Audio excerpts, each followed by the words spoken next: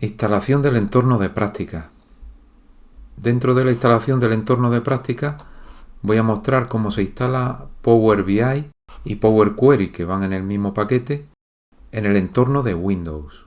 Aquí explica lo que necesitamos en caso de no tener Windows, pero si tenemos Windows lo único que tenemos que hacer es acceder a esta URL de descarga.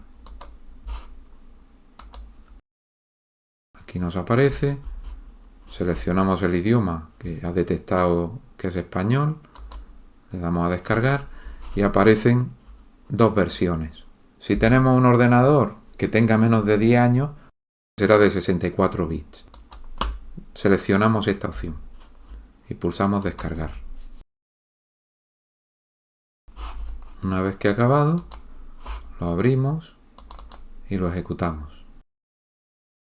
Seleccionamos el idioma. Todas las opciones por defecto son adecuadas. Simplemente vamos pulsando aceptar y esperamos a que se instale, que tarda bastante.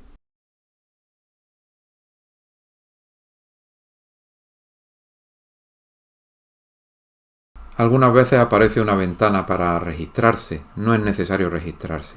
Si apareciera esa ventana, la cerramos. Y una vez que estamos aquí, podemos ir a hacer un informe en blanco. Mostraré en próximos vídeos cómo trabajar con esta herramienta.